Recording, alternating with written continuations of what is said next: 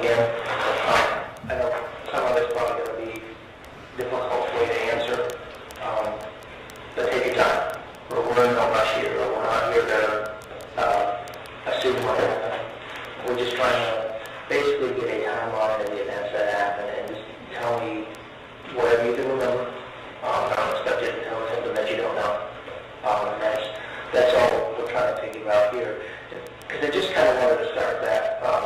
From what I understand, you guys were, everybody was at your nice, I guess you got a horse farm or horse ranch down in Putnam County? Yeah. Okay, yeah, I looked at it online. It was quite nice. So how many horses do you have down there? 9? Okay. You guys go down there fairly often? Kind of get away from the city place? Okay. What day did you guys get down there? Who was there? You remember? We got down on Friday, and Danny Joe Carter was our guest. Okay. You got over down in one vehicle? Yeah. Okay. That was the expedition? Correct. Okay. Did you guys take turns driving down there, or did somebody drive one of others? I think I drove. Okay. It was okay. I just to drive when I go. Yeah, But that's it. like being. I'm the same way. I like to drive, so. So you guys got down there Friday? You guys did find some horses Oh no, we got down about 8 o'clock, had dinner at a local restaurant. Okay. Came in, went to bed. Okay. And that was Friday, right? Correct. And then what happened? What did you guys do on Saturday? Errands in the morning. Oh. I went to the co-op and picked up cattle feeding, things like that. Okay. We ended up buying some food and cooked it. Okay. And then Sunday, so Sunday, what was Sunday like? How did you guys get out? I'm trying to figure out what happened, what you guys might have done that day, and what time you left. Manager of our place comes at 9 o'clock, an hour and a half, and he goes to church and takes the day off. And I get up early routinely on Sunday to make coffee and get ready for folks. Had some sausage biscuits. Okay. And he came at 9. He and I fed the animals. And I got up with Danny Joe about 10. He had breakfast. He left at 10:30 to go to church. Okay.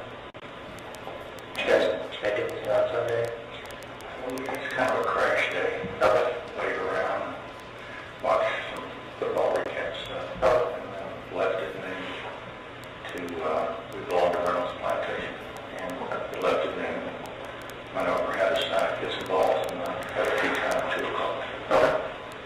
Right. And it cost about 4 hours, 4.5. Right. So, For me, it's about 6. that's bad as it was. After golf, we went back to the ranch to pick up Danny Joe. She had been riding horses in the afternoon. Okay. We left there, and we met Diane's vice president, so it's a fellow named Craig Stranger. Okay. He lives in Conyers.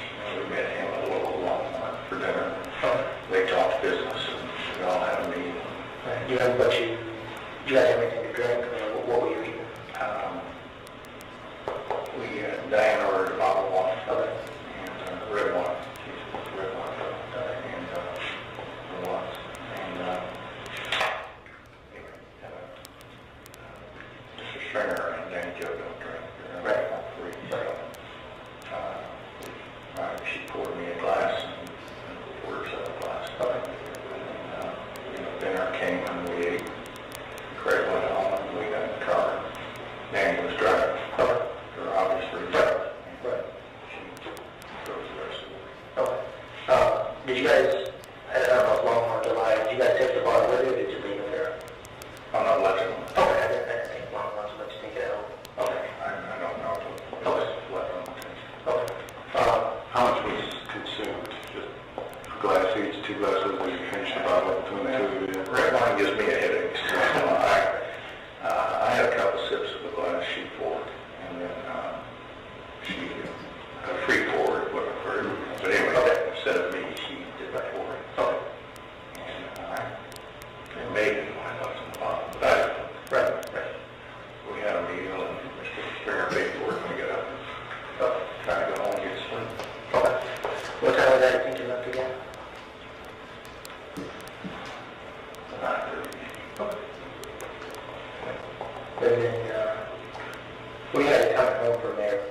How do you normally travel to get up to your guys' place? Yeah. What's the normal way? I-20 all the way, and then get on the connector, and get off 400. Okay. We have a condo we use during the week. It's right next to Lennox Mall. Okay. So that's the easiest route for you, just get off the bucket fish. Okay. There's very little traffic. Right. Okay. How long does that normally take? Yeah. From the ranch to the Yeah, from the ranch without a stop. How long does it normally take? hour and 40. Okay. It's about 100 miles. Okay. From Congress, it's about an hour. That ride from Congress over to the connector, you guys having conversations in the car, talking about everything, or you never? I was asleep. Okay. It's been a long day for me today. My golf swing is so bad, it takes a lot of energy to be around. And so I think your colleagues spend a lot of time in the woods. But I get off the golf course, I'm really tired. I get to. Yeah. Takes it, especially in the heat, it takes it out. But so, what's the next thing that you can remember after you left Conyers and got in the vehicle? So, Danny was driving, right? Okay. I was in the backseat. In the backseat, okay. And what's the next thing that you can, you said you kind of fell asleep there, what's the next thing that you can remember from there? I expect I was tired. I don't sleep well in cars. It's just emotional. So it's kind of a twilight zone thing for me. Okay. I remember the turn going from I-20 onto the connector. It's a pretty hard ride. Yeah. Guaranteed to wake me up. And the next thing I remember is we're going down. And the connector doesn't go down. We've been on it a lot, but we were going down. And just wondering what that was. And then a turn was made, and I knew then that we were no longer on a connector. Right. And I came up and I said, girls, where are we and what's happening here? Right. We were clearly on our path. Right. And first voice. Okay. What do you remember after that? Happening next? We went through an area, I can describe my familiarity with it, but we went through an area I thought it was particularly dangerous at night. I'd seen police vehicles there. It's a route I take from my office to her office. Okay. And I see police vehicles there with blue lights on them, and they're doing things with people that are there. And Remember any landmarks or anything? it was an underpass. Okay. As best I, it was very dark, but it seemed to me it was. And that's one that has a particularly high population of homeless people, Okay. at least in the daytime. But at night, there's a lot of people there. Okay. And I quickly said, this is a big mistake, and we're in a place that we don't belong. Right. And of course, here we are in an almost new SUV and two women in the front seat. Right. And all that. So anyway, they made a couple turns and things were not going well. And I said, we'll be on Piedmont shortly. And I said, I'd like, if you don't mind, please hand me my gun. It was in the center console. We've had some break-ins in our office where the only thing they're looking for seems to be a gun. And so in response to that, I had wrapped my gun in a Publix grocery sack. So if you open the console, you have no clue what you're looking at, but the flashlight and stuff like that. So Diane reaches in, pulls it out, hands it back to me, and by then we may have been on Piedmont. Anyway, I was relatively satisfied that we're out of that kind of area. Right. And I guess I just laid back again and went to sleep. Okay. This twilight zone kind of thing. Right. Had a weapon in my lap. Okay. And then what do you remember next happening? Danny Joe came to a stop, and anyway, I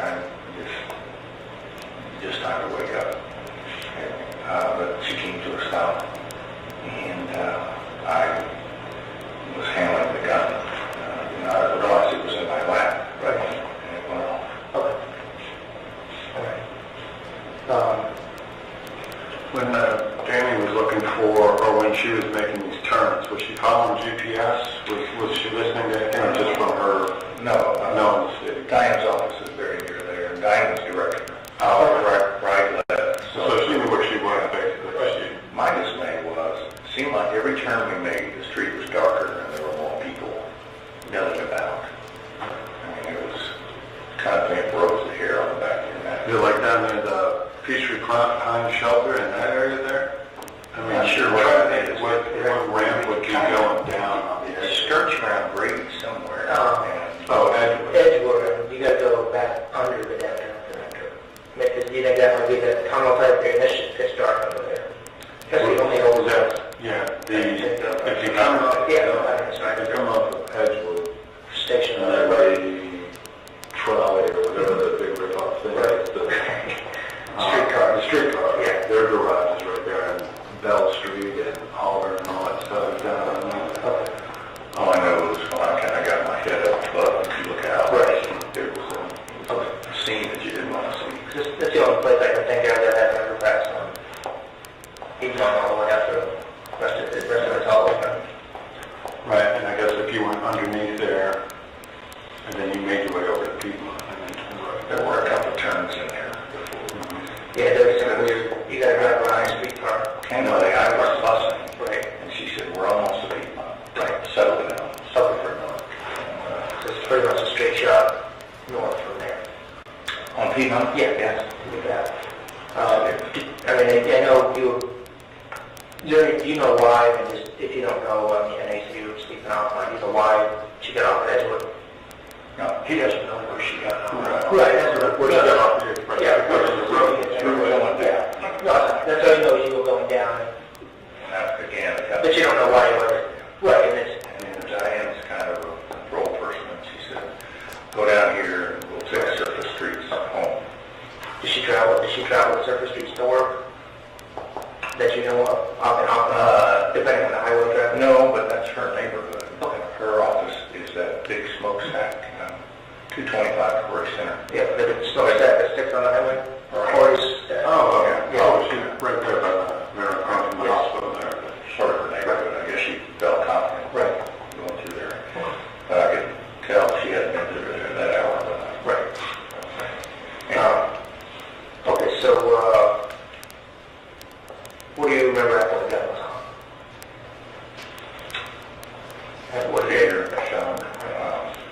I immediately called out and said, is everybody all right? And Danny Joe said yes. And Diane, head was kind of slanted. And she said, I've been shot, words to that effect. And I immediately put my arms around her and tried to determine what it was, how bad it was. And then I made the judgment that Emory was the closest hospital. They're a client of our firm, and they're a good bit. So we shot down Piedmont, crossed over on the road, hit one side, went into the Daniel Joe driving up with me, telling her to fast. The gun is yours? Yes. How long have you had that one? Oh, since I got the car, this is about 13 months. Did you buy it like in a sporting goods store? Oh, Yeah, sure, I can tell you all that. do you remember which one? It's called Baines, B-A-Y-N-E-S, Army Navy, in Milledgeville, Georgia. It's got store that's there, a lot of sportsmen. Okay. Popular. I ordered that from them. Okay. How often do you shoot that? I've been discharged a gun in a couple of years. Okay. I don't worry about it at all. Right. You ever taken any, like, safety classes or anything like that? No, it's nothing. Okay. And it's in, served in Vietnam, all right? Correct. So he was in the Air Force. Okay. Army guys. Okay. I was in the Air Force too. You know, that makes us smart, seeing it in the Air Force. We sent the officers out there to fight the war. That's kind of branch in the military. It's like a camp. That's like a day camp. We had better officers close. Yeah. We ate better, we slept better. I think he's just jealous. Yes, sir. And then when you get to the hospital, you know what happened next. Never forget as long as I live. As we pulled up to what's the door of the ER, kind of a sort of thing, I got out and yelled gunshot wound. And anyway, people were scurrying around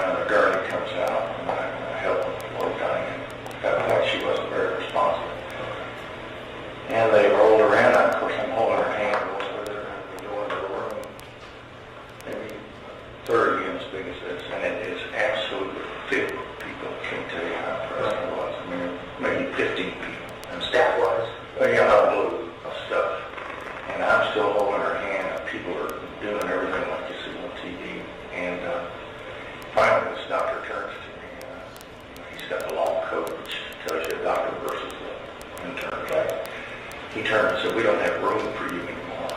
And I knew then I was obstructing your efforts.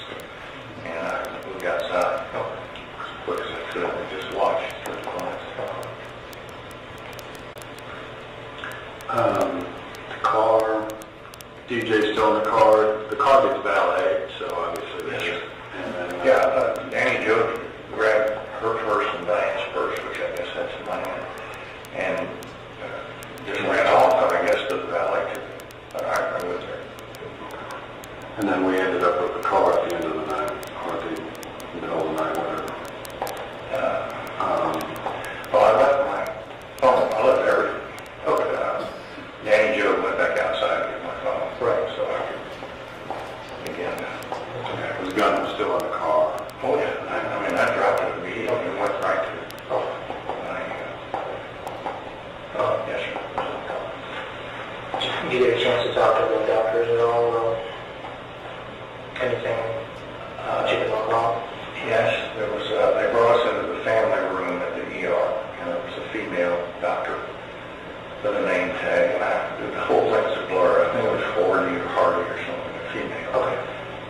And she said, your wife's in bad shape, but she's responsive, and we've been lucky enough to get 2 surgeons from Grady to come over. I guess that was a stroke of luck. And they're going to move her up to the OR, and they're going to have to go in. And at that time, we asked her, how is she, and so on. And has she said anything? And this doctor said, she said it was an accident. And there was some noise, and we asked her to repeat herself. Just I'm hoping she'd say something else. And she said, you know, you're in good hands, and all the things they say on television. And they took her up. And at that point, I was just escorted up to the visiting area of the operating floor, of the 3rd floor. Oh. Did you remember talking to any police officers or detectives that night? Did you know about There were some Emory uniform people there. Okay. And no, sir, I know they wanted to talk to Danny Jo. Right. I was obviously just crying. Understandable. Maybe they knew well enough. It's understandable situation. You remember what time, how long you guys were in the hospital for? And She was on the table about an hour and a half. And if you ever want to have the absolute, I'm going to cry. If you want to have the worst feeling in your life, is to be sitting in one of the waiting rooms, 2 surgeons in scrubs and a chaplain come around the corner and start walking towards me. I actually looked behind me, hoping it was somebody else. Yeah. Anyway, they took me into the room and explained things to me. And, you know, asked if I wanted the chaplain. Did I want to see her? Right. All that. Now, take it down. love of my life. Anyway, that's what they did. But I went in to see her.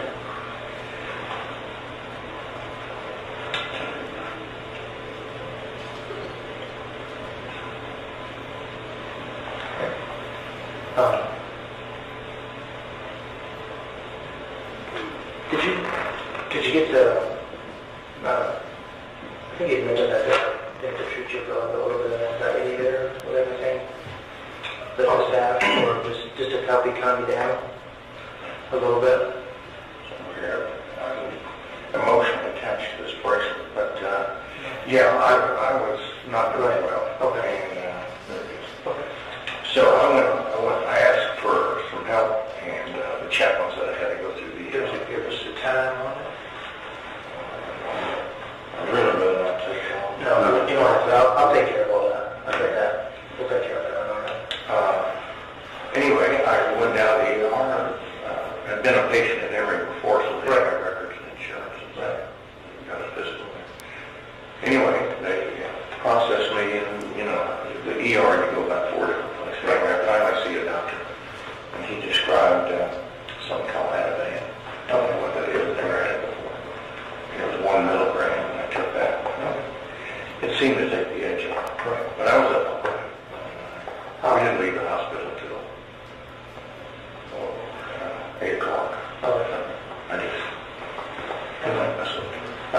Did you give him a ride home, or how'd you get home? Actually, we left at 6:45. And what happened was Danny Jo had called her husband, Tom Carter, and Tom Carter came to the hospital, and Tom Carter gave Danny Jo and Tex a ride home. Sorry, Tom. And I just didn't want to leave. She wasn't there. Okay.